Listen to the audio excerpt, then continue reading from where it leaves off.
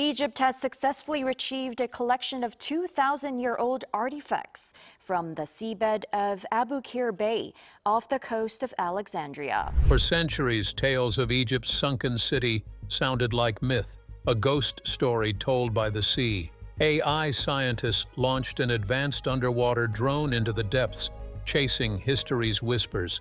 Instead of dazzling treasures and majestic temples, the drone captured something disturbing, something that suggests the city's fate was no accident. What surfaced wasn't just archaeology. It was a chilling reminder that some ruins guard their secrets with shadows, not splendor. Join us as we unravel the secrets of Egypt's hidden sunken city, where ancient glory meets chilling discoveries beneath the waves, buried under the waves. For a long time, whispers of a lost Egyptian city have haunted explorers. Egypt's hidden city was supposed to be a treasure trove of ancient wonder, but beneath Egypt's Mediterranean waters, a mystery was discovered. Egypt has revealed new discoveries from an underwater archaeological site near Alexandria, bringing up statues and pieces of architecture from Abu Qir Bay that officials believe could be part of the ancient city of Canopus. Canopus served as the main port in Egypt for Greek trade before Alexandria was established, along with Naucratis and Herakleion, and its ruins are located close to the current Egyptian town of Abu Qir. It played a significant role during the Ptolemaic dynasty, which ruled Egypt for almost 300 years, and the Roman Empire, which controlled it for about 600 years. Additionally, it was a key part of early Christian history, and the town of Abu Qir, which means Father Cyrus in Arabic, is home to the shrines of two martyrs. Damaged masonry structures from the Christian era show signs of a large earthquake. The region experienced several ancient disasters such as rising sea levels, earthquakes, and tsunamis. Most of it was devastated by liquefaction towards the end of the 2nd century BC. The remnants of its eastern suburbs are now underwater in the Mediterranean, while its western suburbs are buried under Abu Qir. According to the Egyptian Ministry of Antiquities, during a 3-day event last week that celebrated underwater heritage from 19th to 21st of August, several remarkable artifacts were discovered, including a large quartz statue of a sphinx that holds the cartouches of King Ramses II and a white marble statue of a Roman nobleman. In a speech at the event held in what is now the modern port of Abu Qir, Sharif Fathi, the Egyptian Minister of Tourism and Antiquities, commended the efforts to bring the unique artifacts from the depths of the Mediterranean into light, including those from the Egyptian Navy. On the 21st of August, cranes carefully lifted statues from the depths, while divers who assisted in their recovery cheered from the shore. Archaeologists, along with local, national, and international officials, celebrated the retrieval of ancient artifacts from the former site of Canopus near Alexandria, Egypt. As a group of local officials and foreign diplomats observed, Fathi remarked that there was a lot underwater, but what they could retrieve was limited. It was only specific materials that met strict criteria. The rest would stay as part of their sunken heritage. These discoveries were the result of over 30 years of efforts by the European Institute for Underwater Archaeology, IEASM, in collaboration with the Ministry of Tourism and Antiquities under the leadership of French underwater archaeologist Franck Goddio.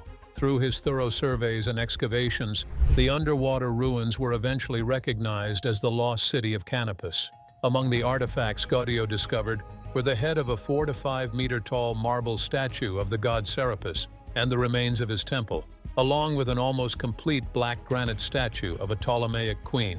Currently, 86 artifacts from Canopus are showcased in Secrets of the Sunken City, a new exhibition at the Alexandria National Museum and its library, which will be open for 6 months.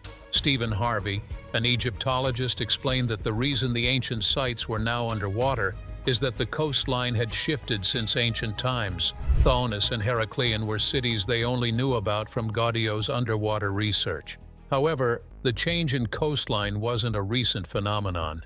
Temples, palaces, and houses were now located in various bays, but were submerged thousands of years ago.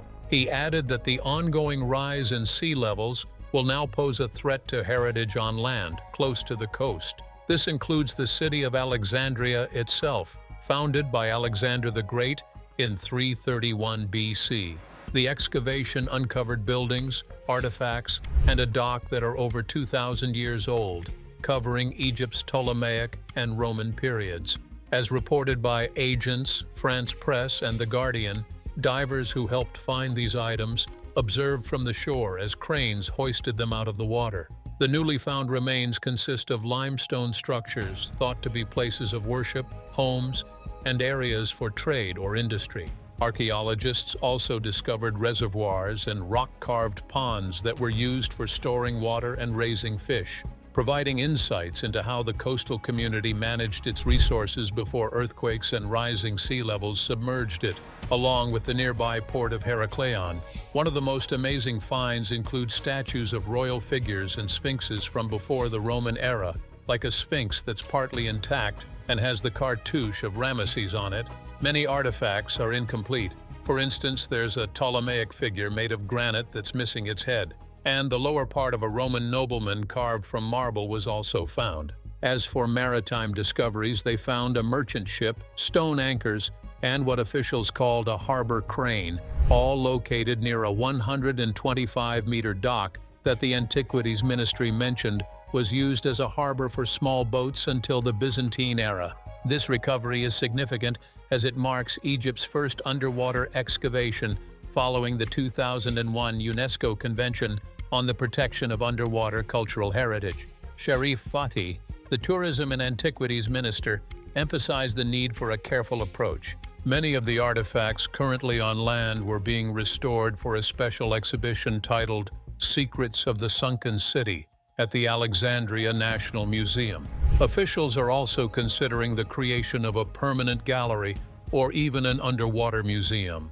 Abu Qir Bay is a rich archaeological and industrial area. Besides the Canopus sector, its seabed contains the sunken cities of Herakleion, also known as Thonis, and Menouthis, remnants of the Canopic branch of the Nile, and a natural gas field. These discoveries link thousands of years of settlement and trade to modern energy systems, illustrating how the coastline has changed due to natural forces and human actions. Alexandria's vulnerability makes this work even more urgent. The city is sinking at a rate of over 3 millimeters each year, and even in the best-case climate scenario projected by the United Nations, a third of the city could be underwater or unlivable by 2050. Local infrastructure is already facing challenges. A recent study shows that annual building collapses have increased from about 1 a decade ago to around 40, a rise attributed to saltwater intrusion, ground sinking, and erosion. The shoreline is receding by approximately 3.5 meters each year, putting both ancient and modern buildings at risk. In response, authorities have initiated an anticipatory flood management program in collaboration with Dutch partners, which includes early warning systems, improved drainage, and new coastal defenses to mitigate the effects of floods and storms. Not everything discovered can be brought to the surface. To safeguard history, UNESCO has put in place firm rules on underwater preservation. Let's look into the global framework UNESCO created to protect underwater cultural heritage from destruction and exploitation. When history meets preservation.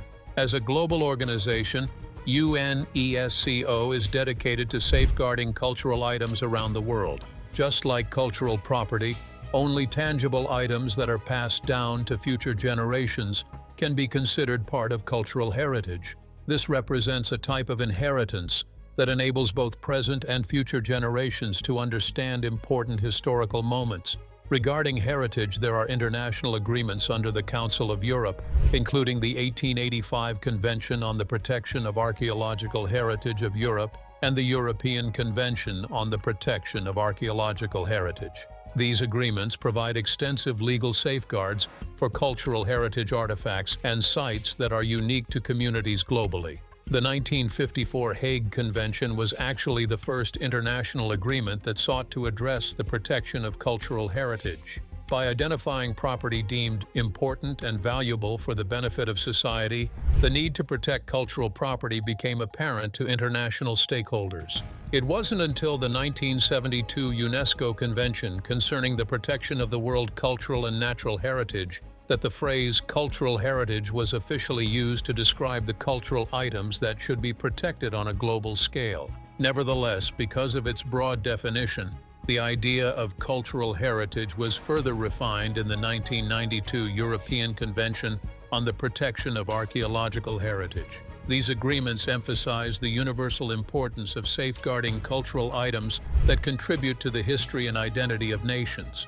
The 2001 UNESCO Convention, which has a 100-year limitation period, describes underwater cultural heritage using the terms cultural, historical, or archaeological character. This is important because many cultural heritage items lose their value when removed from water, so the Convention aims to protect these submerged sites. The Convention's official text outlines the responsibilities of the states involved regarding the safeguarding of underwater cultural heritage.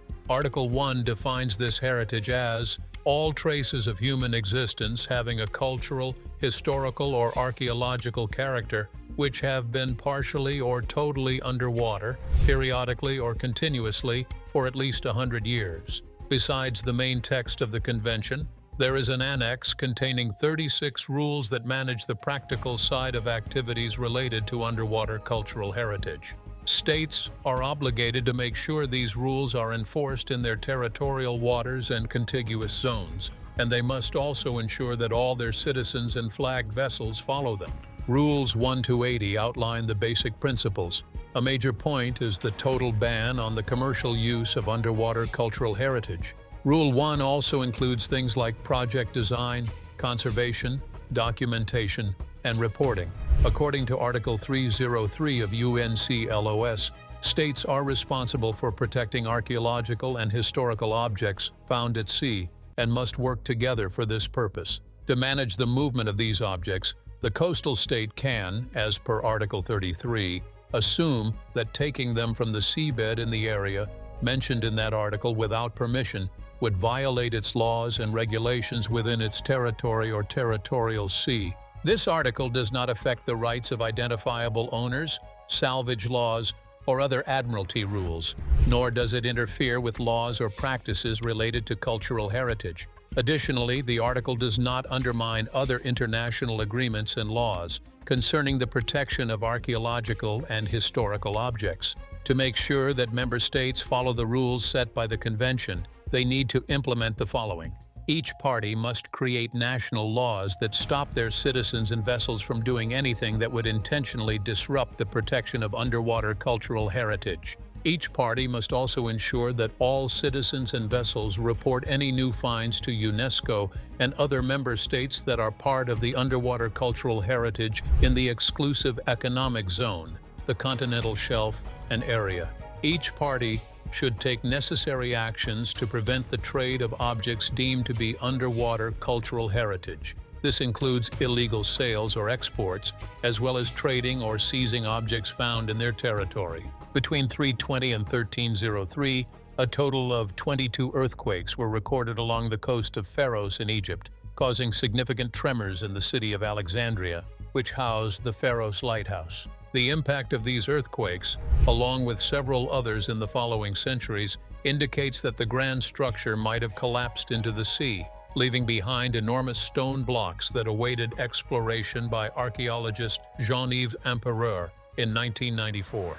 Although many parts of the ancient lighthouse can be seen at the Com El Dika Museum in Alexandria, experts believe that about 500 pieces still lie on the ocean floor. Today, the Alexandria Lighthouse is recognized as one of the 7 wonders of the ancient world. On July 19, 1545, the British ship named the Mary Rose sank to the bottom of Portsmouth Harbor in the United Kingdom.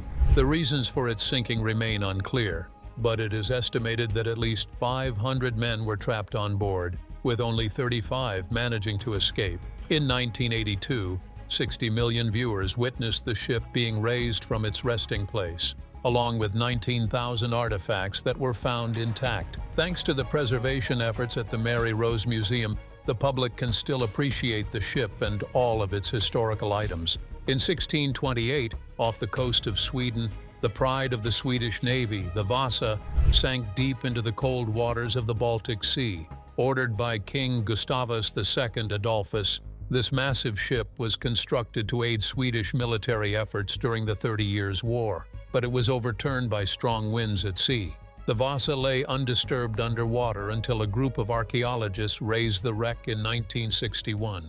Luckily, the wreck and all its contents were recovered, despite spending a long time on the ocean floor. Today, the Swedish Vasa Museum in Stockholm stands as a symbol of cultural heritage, aimed at educating people around the world. In 1985, a group of scientists found the RMS Titanic in the northern part of the Atlantic Ocean, near Newfoundland, Canada. They uncovered 1,800 artifacts at the wreck site, making this discovery a significant addition to the field of underwater cultural heritage. The Titanic has sparked important discussions about the remaining passengers, the worth of the wreck and the items lost, as well as the effects of the disaster. The finding of the ship, along with other sunken vessels, might have also raised issues regarding the legal aspects of the UNESCO Convention on the Protection of Underwater Cultural Heritage. Going back to the 6th century BC, as Rome took control of the Greek colonies in Italy and formed alliances with Western states, it built a fleet that helped it become the strongest naval power. The eastern coasts of Italy were known for their lawlessness, making them a hotspot for piracy. Modern historians describe this region as being populated by wild, uncivilized tribes who were active marauders of the land and sea and were constantly reinforced from the interior. While many people debate these historical accounts, the idea of pirates being marauders may still hold some truth today. Even though naval warfare is less common now, modern pirates are finding new ways to get the treasures they seek. It is believed that around 3 million shipwrecks and ruins remain hidden at the ocean's depths. Since the 1940s, scuba diving has become more popular, making it easier for modern treasure hunters to access these underwater cultural heritage sites. Research indicates that by 1974, all known shipwrecks along Turkey's coast had been plundered by underwater pirates. Furthermore, Israeli archaeologists estimate that at least 60% of cultural artifacts that were once part of wrecks and sites have vanished without a trace. Because of the vastness of the oceans and the difficulty in monitoring all activities occurring there, pirates and underwater thieves continue to threaten the preservation of cultural heritage and property.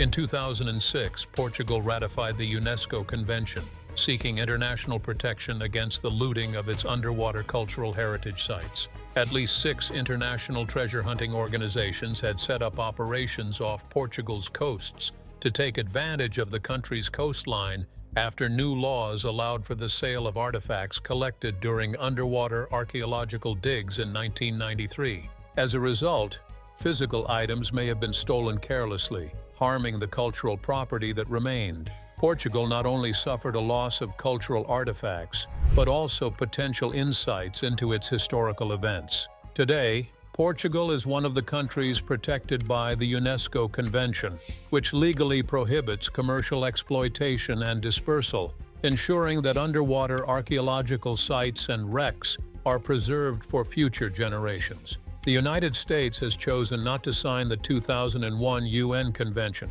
arguing that the phrase, "all traces of human existence," was too vague, both legally and as a tool for safeguarding underwater cultural heritage for future generations. The United Kingdom shared this concern. Additionally, some states have criticized the UNESCO Convention for seemingly undermining the principle of sovereign immunity and for being at odds with UNCLOS provisions, even though there is evidence that contradicts this view. One of the criticisms aimed at the UNCLOS articles is that they are seen as unclear and confusing. For instance, Article 149 does not clarify how archaeological objects should be preserved or disposed of, nor does it outline the mechanisms that should be put in place for their conservation to benefit both current and future generations. When the Colombian government discovered the Spanish galleon San Jose, the Spanish government attempted to use the convention to prevent Colombia from salvaging the ship and its cargo.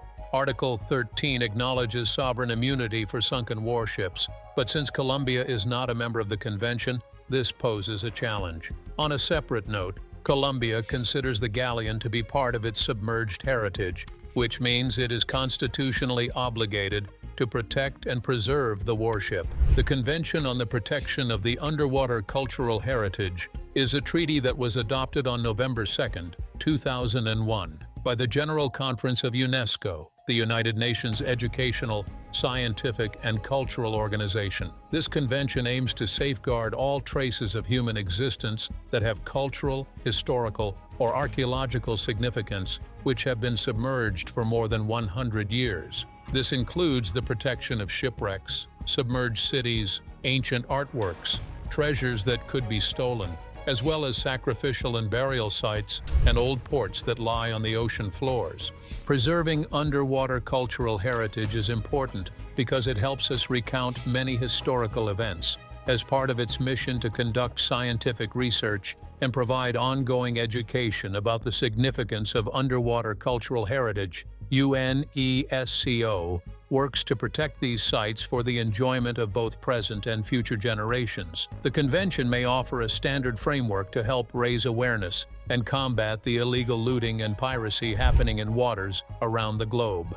As an international organization, the member states of the convention commit to working towards the preservation of sunken cultural property within their territories and the high seas. These strict rules aren't just abstract policies, they directly shape how archaeologists study places like Canopus, a city once brimming with life. With UNESCO guarding its legacy, Canopus has become a perfect example of how ancient history survives beneath the waves. Let's look into the legendary city of Canopus, once a thriving hub of ancient Egypt, now lost beneath the waves. Canopus, Egyptian sunken time capsule. Canopus was home to a temple dedicated to the Egyptian god Serapis. The name Canopus first shows up in a poem by Solon from the early 6th century BC. Archaeological digs in the area about 2 or 3 kilometers from what is now known as Abu Qir have uncovered significant remnants of the city, including its quays and granite monuments bearing the name of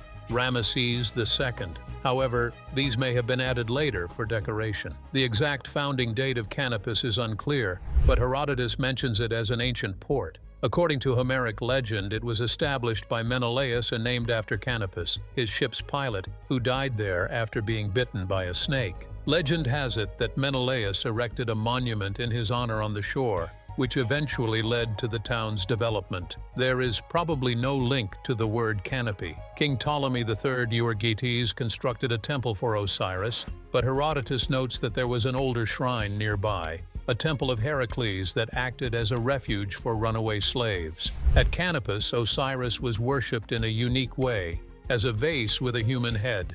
Due to an old mix-up, early Egyptologists mistakenly called the vases containing human and animal heads, used for storing internal organs after embalming, canopic jars. The ancient city of Canopus is referenced in part by the Decree of Canopus. This decree talks about the Temple of Canopus, and a significant ritual where once a year an effigy of Osiris is moved from Heracleum to Canopus. Specifically, the decree stated that to consecrate the same goddess like Osiris in the temple of Canopus, they shall draw along Osiris during the drawing along of the barge to the same temple at the season of the year, from the temple which is in Heracleum, on the 29th of the month of Choa. In the 9th year of Ptolemy III Euergetes' reign, a large gathering of priests in Canopus issued an honorific decree, the Decree of Canopus, that among other things, granted various new titles to the king and his wife, Berenice. 3 versions of this decree are currently known, along with some fragments, inscribed in Egyptian, both hieroglyphic and demotic, and in classical Greek. These inscriptions were second only to the famous Rosetta Stone in helping to decipher the ancient Egyptian language. This decree was the first in a series of bilingual inscriptions known as the Rosetta Stone series, or the Ptolemaic decrees. There are a total of 3 such decrees. The town was also known for its significant trade in henna, a plant-based dye. During Roman times, the town gained a reputation for its excesses. Seneca commented on the luxury and vices of Canopus, but he also noted that Canopus does not keep any man from living simply.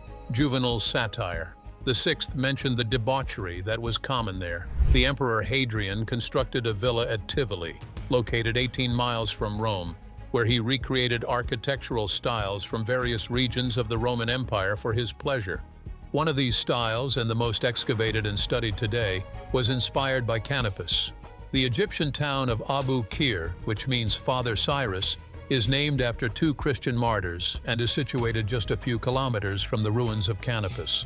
This town, which had about 1,000 residents around 1,900, is located at the tip of a small peninsula to the northeast of Alexandria. It is known for its quail trade, where the birds are caught using nets set up along the shoreline. On the 1st of August, 1798, the French Mediterranean fleet was defeated by British Admiral Horatio Nelson near Abu Qir.